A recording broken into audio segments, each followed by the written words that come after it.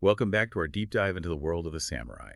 Last time, we left off with the Tokugawa shogunate establishing an era of peace in Japan, and you mentioned this peace brought some unexpected changes for the samurai. It did, yeah.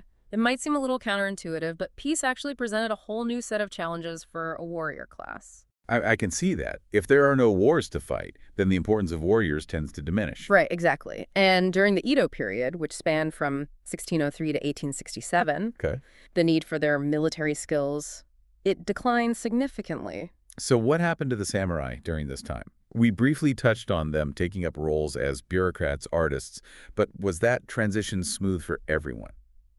Not necessarily. Imagine dedicating your entire life to the art of war, to upholding this strict code of honor, Yeah. and suddenly the world's telling you those skills aren't really needed anymore. It was a period of adjustment, to say the least. I can imagine. Plus, the samurai were at the top of the social hierarchy, Oh, yeah. so they enjoyed privileges, a way of life that was deeply ingrained in their culture. Exactly. And adapting to a more peaceful, bureaucratic role, it wasn't easy for everyone. It must have been a blow to their pride. Oh, absolutely. But it wasn't just their status, though, right?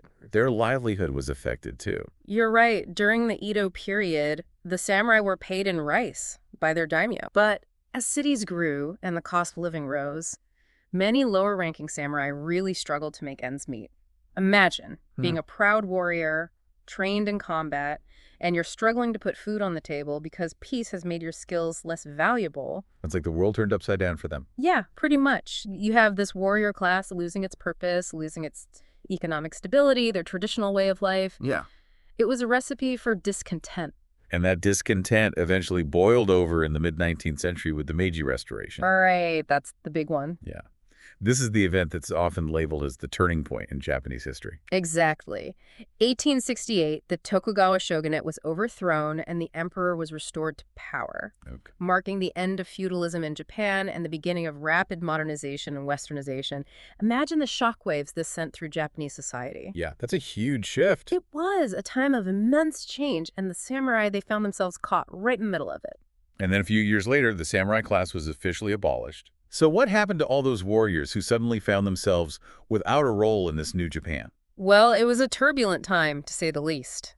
The Meiji government, they stripped the samurai of their privileges, including their right to carry swords and their right to execute commoners who offended them. Wow. Yeah, and they abolished the stipend system. So many samurai lost their main source of income. Imagine a proud warrior class being told they can't even carry their swords. Yeah, it's a huge symbolic and practical blow. It was. And so it was a challenging transition for many. Some samurai managed to adapt. They transitioned into roles in the modernizing government or military, Okay. utilizing their skills in administration or leadership. But others really struggled to find their place in this new world. There are even accounts of samurai wives resorting to prostitution to support their families. That's heartbreaking. It is. It highlights the human cost of this kind of dramatic social and political upheaval. Yeah, absolutely. But even as Japan modernized, there were still samurai who clung to the old ways. They yearned for the days of honor and glory on the battlefield. I bet. And that longing led to one final, desperate rebellion, the Satsuma Rebellion of 1877. Ah, yes. The last stand of the samurai? Exactly. The rebellion was led by Takamori Saigo, a disillusioned samurai who'd actually played a key role in the Meiji Restoration itself. Really? Ironically, he helped bring about the very changes he would later oppose. Wow. Yeah. Saigo, he became disenchanted with the government's policies. He felt the samurai were being betrayed, their values discarded. So he took up arms against the very government he helped create. He did. Saigo and his followers, around 20,000 of them, they rose up against the Meiji government. Wow. But the government, they had an army of over 60,000 equipped with modern weaponry. So they were totally outnumbered. Yeah, and outgunned. Realistically, they didn't stand a chance. But they fought anyway. They did. Despite their bravery and fighting spirit, they were simply outmatched. The rebellion culminated in the Battle of Shiroyama, where Saigo and his remaining 300 samurai made this heroic, but ultimately futile, last stand. What happened there? Well, rather than surrender, Saigo and his men charged into the enemy lines, fighting to the death. Wow. Saigo himself was mortally wounded, and true to the samurai code, he committed seppuku rather than be captured. It was a poignant, tragic end to an era. It's hard to grasp that an entire warrior class with centuries of history and tradition could just vanish like that. It is. It shows how even the most entrenched institutions can be swept away by the tides of change. Yeah, absolutely. Mhm. But while the samurai class might be gone, their legacy continues to resonate Oh, in Japan and around the world. It's fascinating how their story has transcended their time. It really is. And it makes you think about how we remember history, how cultural legacies evolve, and how the past continues to shape the present in these unexpected ways. Okay, so we've talked about the samurai, their rise, their fall, but what about how they're portrayed in pop culture? Oh, yeah. I mean, they're everywhere. Movies, video games, anime, you name it. It's true. They continue to capture our imaginations. They do. They represent this time of honor, courage, loyalty, these qualities that, even in our modern world, Yeah. they still appeal to us. But it's interesting to think about how those representations shape our understanding of the samurai. Right. Are they accurate? Yeah. Are they romanticized? Probably a bit of both. Yeah. I mean, take Akira Kurosawa's classic film Seven Samurai, for Oh, example. I love that movie. It's a masterpiece. And for a reason, right? Yeah. It captures that essence of the samurai spirit, their bravery, their code of honor, and even their flaws, Yeah. in a way that still resonates with audiences today. And then you have video games like Ghost of Tsushima, which, while it's set in a very specific historical context, Yeah. it also explores those themes of honor, duty, facing these impossible odds. They become almost mythical figures. Yeah, exactly. They represent something aspirational, even if it's ultimately unattainable. And their stories, they offer us these valuable insights into human nature, the complexities of morality, and the enduring power of tradition. But beyond pop culture, there's another aspect of the samurai legacy that often gets overlooked: their influence on martial arts. Oh, right. We can't forget about that. Yeah. Kendo, judo, aikido. Right. These are just a few examples of martial arts that were actually developed and refined by the samurai. Wow. And while they're practiced today as sports or for self-defense, Yeah. they still carry these echoes of the samurai code: discipline, respect, self-control, the pursuit of excellence.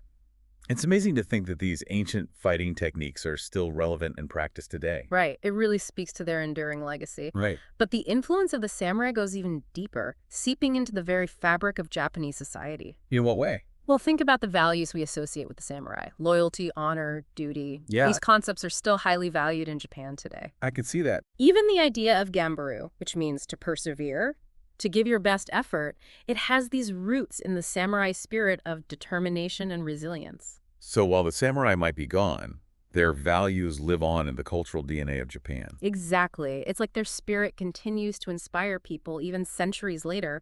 But their influence, it goes beyond Japan as well. They've become global icons, recognized, admired, even by people who might not know much about Japanese history. Why do you think that is? What is it about the samurai that appeals to a global audience? I think it goes back to those universal human qualities they embody: courage, honor, discipline, loyalty. Their story, with its dramatic battles, these complex characters, this tragic downfall, it's got all the elements of a classic epic, It makes for great storytelling. It does. And these themes, they resonate with people across cultures. Plus, let's be honest, the samurai have a cool factor, right? They do. I mean, with their armor, their weaponry, they're instantly recognizable. Yeah, they're visually striking. Yeah, exactly. But beyond the aesthetics, there's something about their commitment to a code, to something bigger than themselves. I think Yeah. that's really inspiring to people. Yeah, absolutely. In a world that can feel, really chaotic and uncertain. Yeah. The samurai, they offer this model of unwavering dedication to a set of principles. Right. Even if those principles are rooted in a very different time and place. And I think people find something really admirable in that unwavering commitment. Yeah, that's like they represent a yearning for a simpler, more honorable time, even if that time never really existed. That's a great point. And it speaks to the power of stories. The samurai, they've become almost mythical figures, these Right. larger-than-life characters who represent something that, we might strive for, Yeah. even if it's unattainable. It's aspirational. Mm-hmm. But their story, it's not just about ideals and aspirations. It's about their struggles, too. Exactly. It's also about facing challenges, adapting to change, and ultimately coming to terms with loss. The fall of the samurai. Yeah. It's a poignant reminder that even the most powerful institutions and ways of life aren't immune to the forces of history. Yeah, that's a good point. Nothing stays the same forever. Right. It's a reminder that change is inevitable. How we adapt to it, how we hold on to our values in the face of change, that's what shapes our legacy. So well said.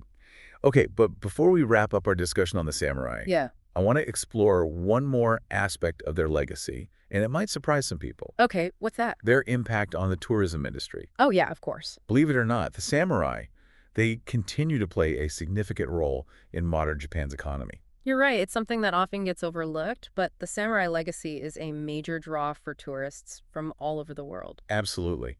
So what are some of the key attractions for samurai enthusiasts visiting Japan? Well, castles are a big one. The castles. A lot of those grand castles built during the feudal era, they've been preserved, and now they're major tourist destinations. Yeah, they're beautiful. Places like Himeji Castle, Kumamoto Castle, Osaka Castle, they offer visitors a glimpse into the world of the samurai and the grandeur of their time. They're incredible feats of architecture and engineering. They are.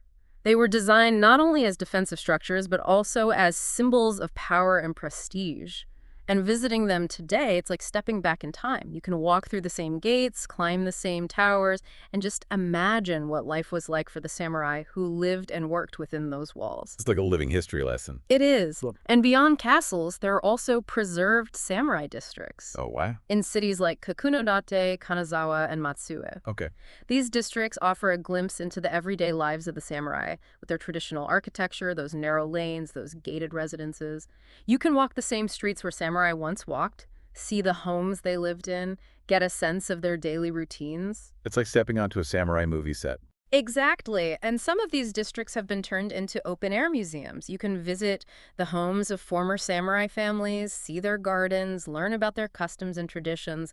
It's a really immersive experience. I'm adding those to my bucket list. What about museums? Oh, yeah. There are tons of museums dedicated to samurai history. Are there any that really stand out to you? Well, the Sword Museum in Tokyo, for example, houses an incredible collection of samurai swords and armor. And the Tokugawa Art Museum in Nagoya displays a wide range of samurai artifacts. Yeah. Everything from weapons and armor to artwork, calligraphy, tea ceremony utensils. There's no shortage of places to learn about the samurai. I love that. Now, are there any more unique or interactive experiences for people who want to really get a hands-on experience with samurai culture? Well, there are even theme parks that recreate life in feudal Japan. Wait, samurai theme parks? Samurai theme parks. That's amazing. Yeah. Places like Nikko Itamura and Toi Uzumasa Igamura, they offer visitors the chance to dress up in samurai costumes, watch traditional performances, even try their hand at archery or sword fighting. That sounds like so much fun. It's a blast, but there's one place that's really special. Okay. Maritake Sanyo. Okay. It's a workshop and museum in Satsuma Sendai, and it's basically a samurai lover's dream. What do they do? They specialize in creating authentic replica samurai armor and props for movies, TV shows, museums. So they're like the costume designers for all things samurai. Exactly. And the best part is visitors can tour the workshops and watch these artisans at work. Really? Yeah, meticulously crafting these incredible pieces of armor. You see the skill, the dedication that goes into each piece. I bet that's fascinating to watch. It is. And it's not just observing. Visitors can also try on the armor. Oh, wow. Yeah, get dressed up like a samurai, have a photo shoot in a samurai garden. I'm sold. They're incredible. Yeah, it's amazing. And for those who are interested in the history of samurai armor, they have an exhibition hall showcasing armor from different periods. Oh, cool. Including pieces that were actually used in Akira Kurosawa's films. So it's like the ultimate destination for samurai enthusiasts. It is. It's a great example of how the samurai legacy continues to generate interest and, revenue, even centuries after their demise. It's fascinating to see how this warrior class that was once feared, revered, now plays such a different role in modern Japan. They've gone from symbols of power and warfare to cultural ambassadors, even tourist attractions. It's a remarkable transformation, and it makes you think about how we remember and reinterpret history. Yeah. How these cultural legacies evolve and how the past continues to shape the present in these ways we might not even expect. Absolutely. It's been an incredible journey so far, exploring the world of the samurai. It really has. From their humble beginnings to their dramatic downfall to their enduring legacy, we've covered a lot of ground. Yeah, we have. And I think it speaks to the enduring fascination we have with the samurai, Definitely. their story, their values. Absolutely. Before we wrap up part 2 of our deep dive, Yeah. I want to leave our listeners with a question to ponder. Okay. If you could travel back in time and spend a day in feudal Japan, what would you want to experience most? Ooh, that's a great question. I think I'd want to witness the samurai in their prime, Yeah. see their skills in action, observe their customs and rituals. Yeah, it makes you wonder if they would live up to our romanticized image of them. That's the beauty of history, though. It leaves room for interpretation and imagination. Well, listeners, hold on to that thought as we delve into the final chapter of our deep dive in Part 3. We'll explore how the values of the samurai continue to influence Japan and the world today. Stay tuned.